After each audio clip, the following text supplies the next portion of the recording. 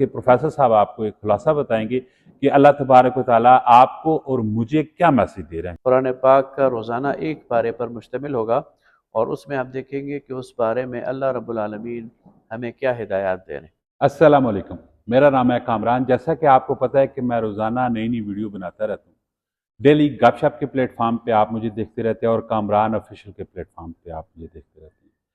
जैसा कि आपको पता है कि आज पहला रमज़ान है और पहली सहरी की गई है और प्रोफेसर वकास साहब अभी मेरे साथ मौजूद हैं। सियासी और समाजी शख्सियत होने के साथ साथ माशाल्लाह दीनी तालीम भी ये देते हैं और हम दोनों की मुशावरत के साथ डिसाइड ये किया गया है कि हम कुरान पाक की तफसीर बयान करेंगे। हम इनसे सीखेंगे और इंसान तो खैर सारी ज़िंदगी सीखता ही रहता है और इस रमज़ान में हम भी सीखेंगे कुरान पाक बेसिकली हमें क्या मैसेज दे रहा है। रब ताला की बहुत ही मुक़द्दस किताब है और जो कुछ भी हमारे दीन के हवाले से है वो सारे का सारा इस किताब में है। तो कोशिश करेंगे हम भी भरपूर तरीके से सीखें और ये प्रोग्राम जो है हमारा ये हर रमज़ान को आएगा रोज़ाना इसी टाइम पे और आप भी देखिएगा और कमेंट सेक्शन में अपनी राय भी दीजिएगा। अगर हमसे कोई गलती कोताही हो जाती है तो मेरी तरफ से भी माजरत है और प्रोफेसर साहब की तरफ से भी हम माजरत चाहते हैं। और अभी इस प्रोग्राम को हम स्टार्ट करते हैं और सबसे पहले तो प्रोफेसर साहब का हम शुक्रिया अदा करते हैं कि इन्होंने हमें टाइम दिया और वो अपना ज़रा तारफ़ भी करवा दें और इस हवाले से ज़रा बता भी दें। जी अस्सलाम वालेकुम। वालेकुम अस्सलाम। कैसे हैं आप, ठीक हैं? अल्हम्दुलिल्लाह खैरियत। अच्छा, आज पहला रमज़ान है और माशाल्लाह हमने आपस में बायमी मुशावरत के साथ ये प्रोग्राम तश्कील दिया है, तो आप इस हवाले से क्या कहना चाहते हैं? बहुत शुक्रिया कामरान साहब। सबसे पहले तो मैं आपका शुक्रिया अदा करता हूँ कि एक अच्छा आइडिया आपके जहन में आया कि हम जो कुरान पाक पढ़ते हैं या तरावी में सुनते हैं तो हमें ज़रा उसका ख़ुलासा मालूम हो जाए कि उसमें अल्लाह रब्बुल आलमीन हमसे क्या ख़िताब कर रहा है और हमें क्या हिदायत दे रहा है। तो हमारा ये प्रोग्राम बेसिकली कुरान पाक का रोज़ाना एक पारे पर मुश्तमिल होगा और उसमें आप देखेंगे कि उस पारे में अल्लाह रब्बुल आलमीन हमें क्या हिदायत दे रहे हैं। बिल्कुल। अच्छा सर जी, मुझे आप ये बताइएगा कि अक्सर जैसा कि आपने हमें बताया कि तरावीह में भी ये सुनने को मिलता है, अरबिक में ये सारा कुछ है और बाज़ लोगों को भी नहीं पता और मुझे भी नहीं पता, ठीक है, कि अल्लाह तबारक व तआला क्या हमें मैसेज दे रहे हैं, क्या पैगाम दे रहे हैं। तो पहले पारे के मुतल्लिक़ थोड़ा बताइएगा, इसका खुलासा क्या है? और हमारी ये जो वीडियो है ये तकरीबन 8 से 10 मिनट तक जाएगी और इस पे मुख्तसर सा हम आपको बल्कि प्रोफेसर साहब आपको एक खुलासा बताएंगे कि अल्लाह तबारक व तआला आपको और मुझे क्या मैसेज दे रहे हैं। जी सर। बिस्मिल्लाहिर्रहमानिर्रहीम, अल्हम्दुलिल्लाहि रब्बिल आलमीन। जी पहला पारा, इसमें पहली जो सूरत है वो सूरह फातिहा है। सूरह फातिहा मक्की सूरत है और बिस्मिल्लाहिर्रहमानिर्रहीम समेत इसकी 7 आयत बनती हैं। अल्लाह ताला इसका अलग से ज़िक्र भी कुरान पाक में फरमाता है कि वलक़द आतैनाका सबअम मिनल मसानी वल क़ुरआनिल अज़ीम। ए नबी सल्लल्लाहु अलैहि वसल्लम, हमने आपको 7 दोहराई जाने वाली आयत और कुरान पाक अता किया है। तो 7 बार बार दोहराई जाने वाली आयत सूरह फातिहा की है और ये पहली सूरत है, ये मक्का में नाजिल हुई। ये बेसिकली एक दुआ है जो अल्लाह रब्बुल आलमीन की तरफ से बंदों को सिखाई गई है। इसकी इब्तिदा अल्लाह ताला की तारीफ़ और तौसीफ़ से होती है, अल्लाह ताला की शुक्रगुज़ारी के जज्बे से होती है और उसके साथ साथ फिर एक बंदा मोमिन अल्लाह ताला की रुबूबियत का इकरार करता है। अल्लाह ताला इस कायनात का रब है, सिर्फ़ इंसानों का नहीं है, सिर्फ मुसलमानों का नहीं है, बल्कि इस कायनात का रब है।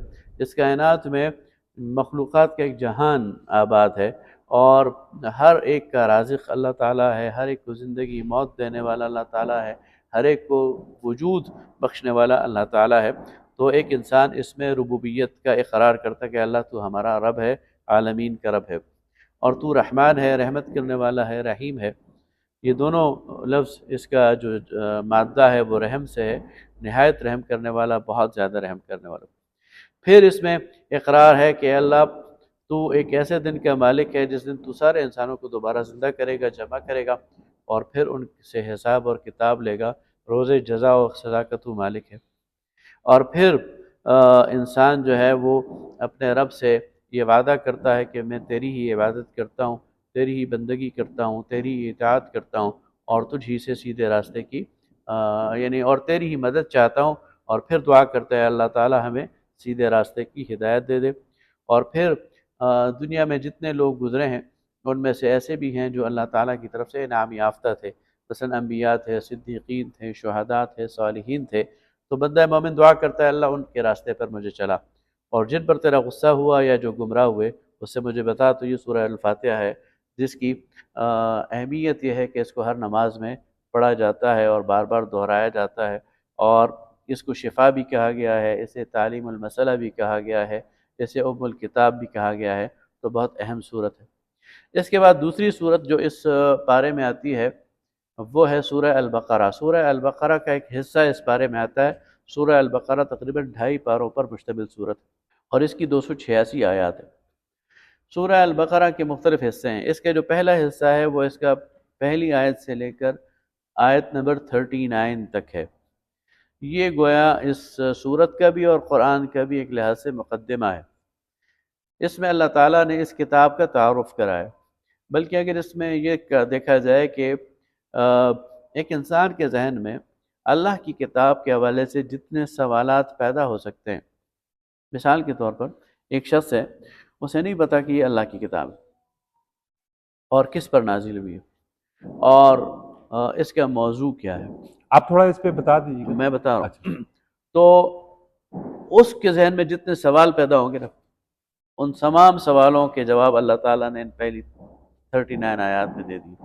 پہلی صورت میں پہلی سورہ بقرہ کی آیات نمبر 1 سے لے کر 39 میں ایک انسان کے ذہن میں، ایک اجنبی انسان کے ذہن میں جتنے سوالات پیدا ہو سکتے ہیں نا، وہ سارے کے سارے سوال اللہ تعالیٰ نے اس میں حل کر دیے اور بتا ماشاء دیا ہے کہ یہ کتاب اللہ کی طرف سے ہے، اس میں کوئی شک نہیں ہے، انسان اس کے مخاطب ہے۔ انسان کے ذہن میں سوال آ سکتا ہے کہ یہ انسان کیوں مخاطب ہے، انسان کا اوریجن کیا ہے، انسان کہاں سے آیا ہے، انسان کا دوست کون ہے، انسان کا دشمن کون ہے۔ یہ سارے سوالات اللہ تعالیٰ نے اس میں اس کے جواب دے دیا ہے۔ اس کے بعد اس کا آیت نمبر 40 سے لے کر 121 تک 122 تک اس میں بنی اسرائیل کا تذکرہ ہے، اور بنی اسرائیل میں سے یہود کا تذکرہ ہے۔ بنی اسرائیل کون تھے؟ بنی اسرائیل حضرت ابراہیم علیہ السلام کی اولاد ہے۔ حضرت ابراہیم علیہ السلام کے 2 بیٹے ہیں جن کا قرآن نے ذکر کیا ہے، ایک ہیں اسماعیل جو بڑے تھے اور ایک ہیں اسحاق جو چھوٹے تھے۔ حضرت اسحاق کے بیٹے تھے حضرت یعقوب۔ حضرت یعقوب کا لقب تھا اسرائیل، یعنی اللہ کا بندہ، اور ان کے جو 12 بیٹے تھے وہ بنی اسرائیل کہلائے۔ تو اس طرح ایک پوری نسل چلی۔ اس نسل میں اللہ تعالیٰ نے 4,500 پیغمبر اتارے۔ حضرت یوسف علیہ السلام بھی بنی اسرائیل میں ہیں، حضرت موسیٰ اور ہارون بھی بنی اسرائیل میں ہیں، حضرت یحییٰ، حضرت زکریا، یحییٰ اور حضرت عیسیٰ ابن مریم تک یہ تمام کے تمام پیغمبر یہ بنی اسرائیل میں۔ ان کو اللہ تعالیٰ نے فضیلت دی، ان کو قیادت اور امامت کے منصب پر فائز کیا، اور ان کی ڈیوٹی یہ لگائی کہ وہ دنیا تک اللہ کا پیغام پہنچائیں۔ لیکن انہوں نے اس ڈیوٹی میں کوتاہی کی اور انہوں نے بڑے بڑے جرائم کیے۔ وہ تمام جرائم ان آیات میں اللہ تعالیٰ انہیں گنواتا ہے اور پھر ان کو معذور کر دیتا ہے۔ ماشاءاللہ۔ اس کے بعد پھر اللہ تعالیٰ حضرت ابراہیم کی اصل حقیقت بتاتا ہے، اس لیے کہ یہود کہتے تھے کہ ابراہیم یہودی تھے، عیسائی کہتے تھے ابراہیم علیہ السلام عیسائی تھے۔ اللہ فرماتا ہے وہ عیسائی بھی نہیں تھے، وہ یہودی بھی نہیں تھے، وہ مسلمان تھے، اور ان کے دین کا اصل اوریجن وہ اسلام ہے۔ ملت ابیکم ابراہیم هو سماکم المسلمین، سورہ حج میں اس کو بتایا۔